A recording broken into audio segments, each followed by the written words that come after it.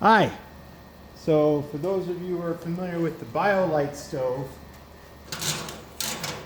sorry BioLite people, they're in New York City, what the fuck do they know? They make a good basic stove, but the grill sucks.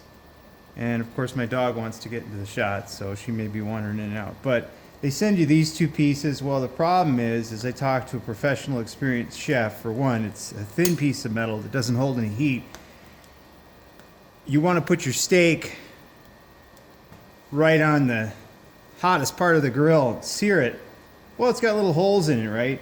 And they clog up from the grease. And so you're scrubbing this thing and it's warping because you're getting it so hot. You can't cook on this area and you can't cook on this area. So you only have this thin strip to cook your big cowboy steak. And this thing is good for pots and pans if you take the heat diffuser out. So what I did was, get out of the shot. Idiot. Got an IQ at 2. All right, so what I did was I took some steel and I cut. Let's see if I can find the steel. It's either it's not quarter inch. It's about for reference, it's about there's two different ones here. There's a really heavy one that's too heavy. I'll get the micrometer and find out what that is. So you don't come until I shoot video. It's always.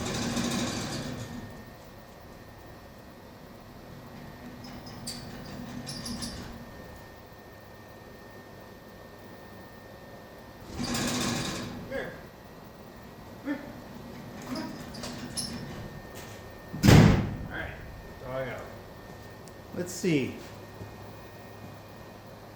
Give you the measurement in inches and millimeters. All right, so the ideal plate is this one because it's a little bit lighter. And let's see if I can remember which steel I cut that out of. That's the thicker steel, I think. Thinner steel. So 0.147 inches, which equates to 9/64, 19 1/28, 5/32, somewhere in that range, and 3.78 millimeters. You can see that on the camera, I hope. Let's see if we get the shadow. 3.78 millimeters. That's this one. This one is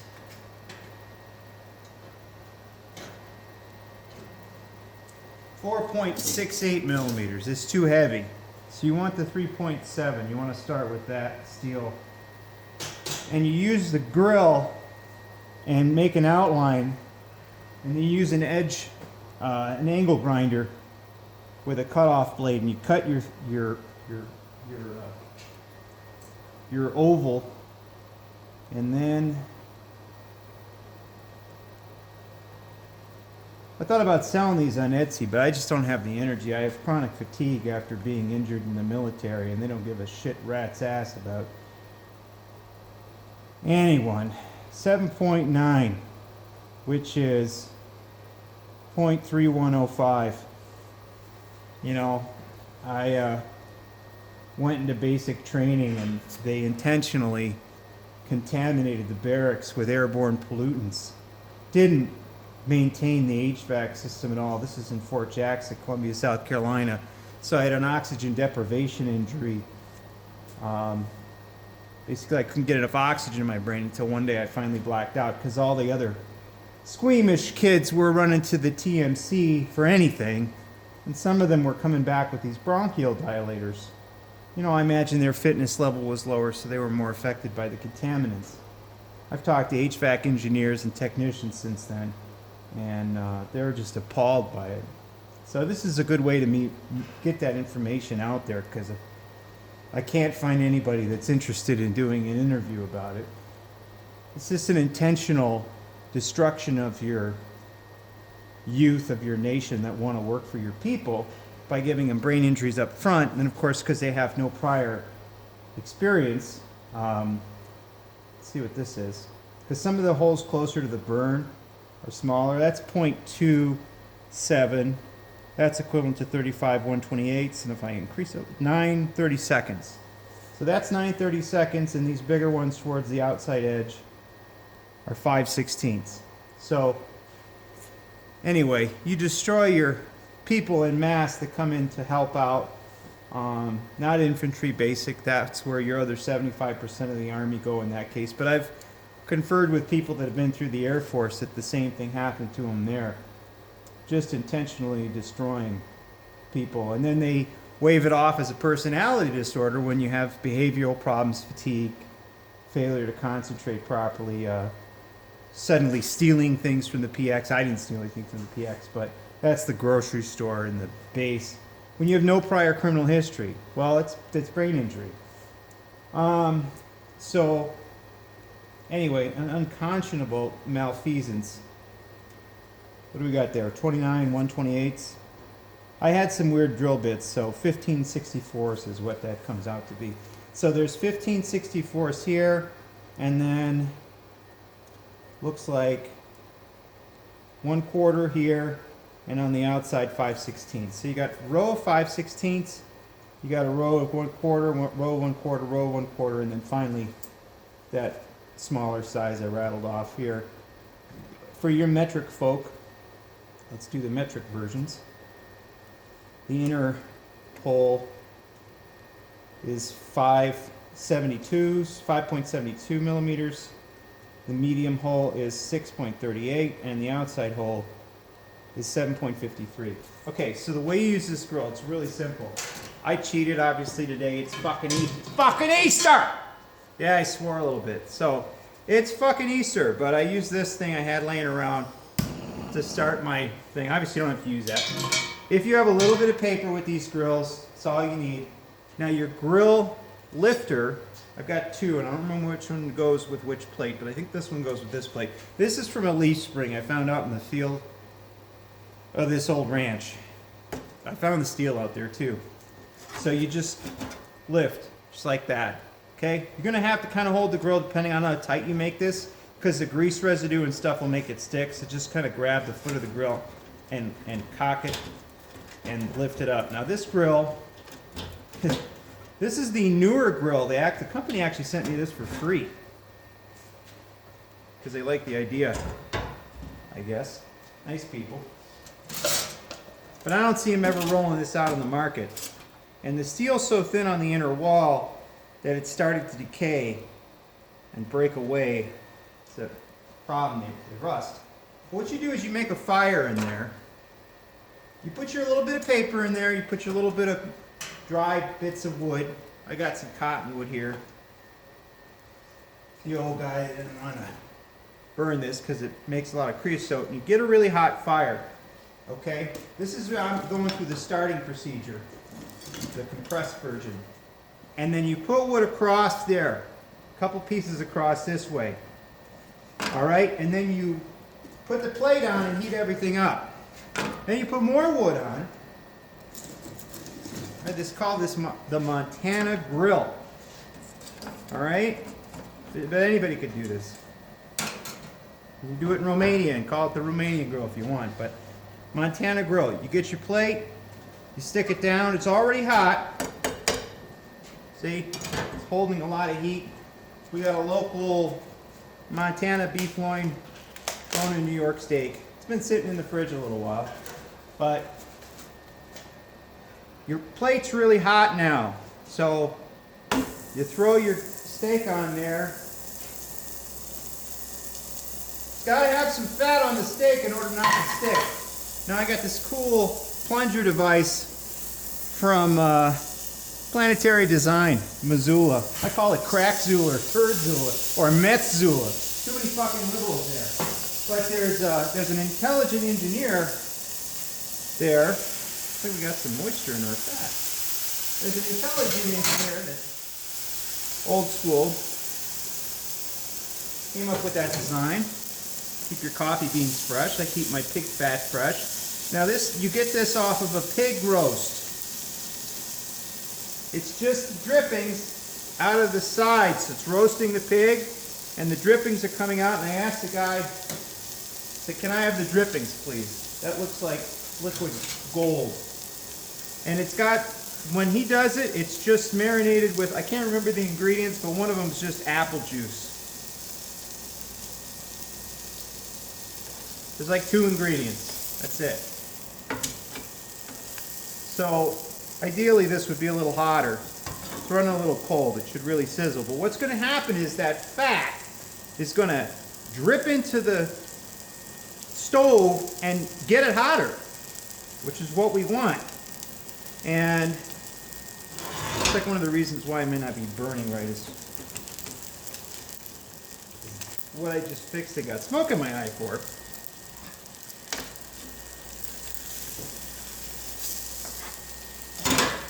I got it packed with wood a little bit too tight, and/or, yeah, see, there's not enough wood in the burn chamber itself. But if you do this right, and you're not making a video for YouTube while you're doing it, so you can focus on what you're doing, you can get the right amount of wood in the burn chamber, like that, some wood across the top, get a really hot flame,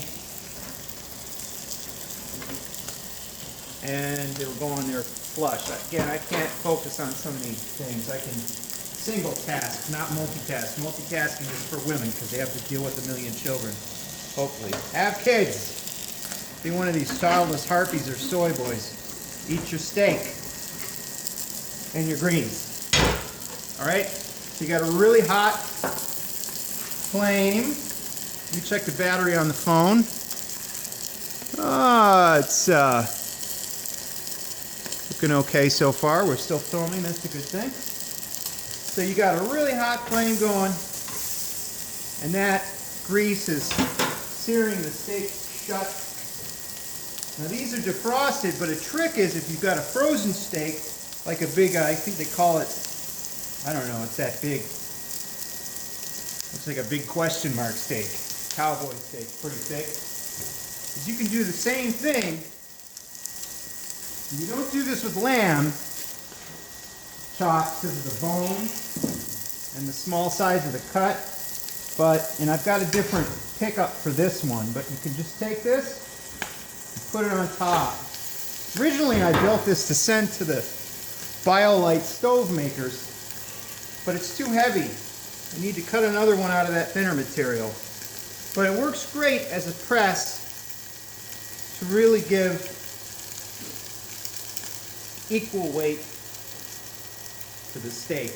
Again, the stuff that I'm using is the drippings. It's very flammable, but it doesn't go bad. I leave it at room temperature. It's got a little water in it, I think condensation from one thing or another. All right, let's get rid of that. But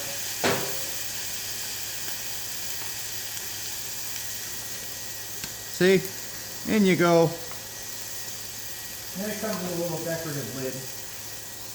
See, you keep your liquid gold in this case.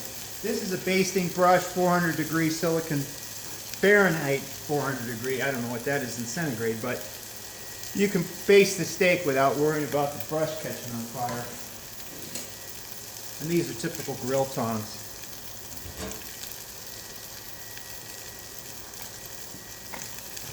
I don't get any benefit from the VA. Over 200,000 soldiers get nothing. They served their time. 125,000 since 2001 alone that signed up get nothing from the VA. They have bad paper discharges, which does not allow the VA to not give them support, but the VA uses that internally in their bureaucracy as an excuse. In other words, it goes against Congress's regulations on what the VA is supposed to do. And they said, well, you have a bad paper discharge. Well, you know, if you're a selective military and you can pick and choose who comes in, and they don't have any criminal record and any sign that they're going to cause trouble, I think it's the employer's fault, right? Something went wrong in their time of their employment. When I reported to my, that's not good. When I reported to my chain of command, I was having some problems focusing and stuff, and you know, as a brain injury recipient, you don't know the extent of the injury, really. You need to be seen by a neuropsychologist. These idiots hooked me up with a intern from a community college. Well-meaning woman, but a therapist in training who didn't have 20 years of experience with many clients that have had brain injury, either chemically induced or concussion, you know, working man got hit by a tree or something. Happens all the time. So an experienced person would have gone, you know, I think you have a brain injury. We should get you a neuropsych eval. No. She didn't know. She's just a talk therapist, so that didn't help me any. Anyway, Social Security figured it out. Because I happen to be in a state where, one of the few American states where they do referrals to Social Security when you go into the food stamp office and they think that you're 3 sheets to the wind, something's wrong with you. Not drunk, but 3 sheets to the wind is like, you don't know what the fuck's going on. So they did the referral, the neuropsych eval was done. I didn't know the results. I didn't know what I had still. This is loopy as crap. That's why I know all these leftists were brain injured. Because,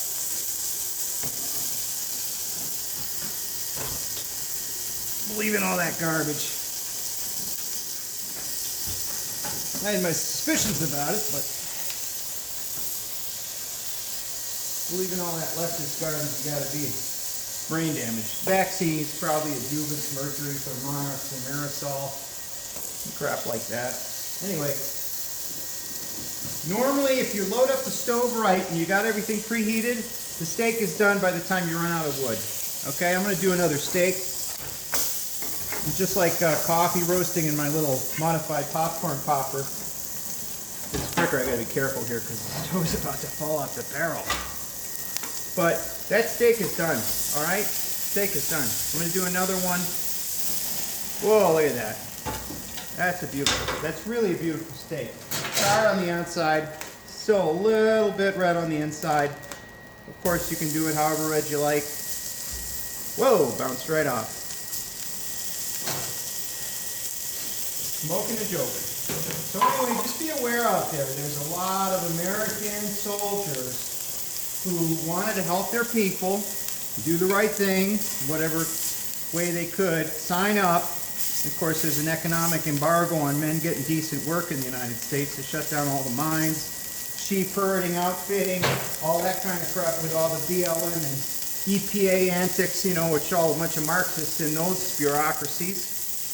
I know there's some good people that work for them, of course, but by and large, a bunch of Marxist idiots. And used to shut down all the work so you don't have any work. So you're like economically drafted into the military still.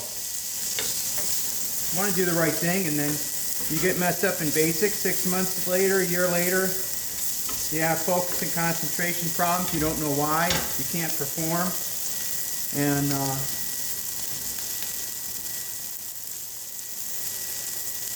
I didn't steal anything, but the next thing you know, you're doing some criminal activity. I have a lot of resolve. I already had a brain injury when I was 10 and recovered from it. It took me over 10 years. Then I was able to sign up in the military in my mid-20s, or late 20s, mid-late 20s, and got another brain injury right away. Blew away another 10 plus years of my life. And it could be argued that my brain injury when I was 10 was caused by my dad's experience in Vietnam, because he got so whacked out that my parents got divorced when I was 9 and a half. See? So, it's not war that screws you up as much as these bureaucracies at home that have to constantly announce how much they take care of their veterans when they don't. Because American red-blooded people, the ones that are still around, that aren't these childless harpies and soy boys, love their veterans, you know, love people that love their people, right? Or will fight and swear. You know, how many times can you sign away your health and life for your people? Once, twice, you know? Come on. And, well, that's how you do it anyway. That's how you make a perfect steak on the Montana grill attachment for the BioLite. So get out there, get yourself about 40 bucks for Hitachi angle grinder on sale at Lowe's. Close out. Comes with some grinding blades. You have to buy some cutting blades. And then you need some drill bits and a drill press. You could do it with a hand drill, slower speeds, cutting oil. You know, take your time. And then to cut the slot, here. Just use that cutoff wheel to start it, or you can drill some holes and you can use a Dremel, you know, to clean it up. But then you got the whole cooking surface to work with. Anyway, I still just, you know, I have fatigue every day. I'm barely scraping by on Social Security. I pocket about $1,000 a month, which for my overseas viewers in a lot of areas would be like, wow, it's a lot of money. But it's really not. I got to pay for my Medicaid. I have a little part-time work, but you know, it's a little part-time work. It's legal to work while you're on disability, believe it or not, up to a certain amount. So that's the trick, is how do you find a job that compensates you well when you are working, but doesn't overwork you so you can rest and get your crap together and take care of your life, which, you know, it can take me 3 times longer to get something done than it does somebody else. I'm on my Adderall and Ritalin right now, about 10 milligrams each, you know, to shoot this video and focus and concentrate and not screw this up. But shit, I woke up this morning, made my breakfast, went back to sleep for another 3 hours and woke up at noon to shoot this video. So I hope you find this useful, and like AVE says, keep your dick in a vice.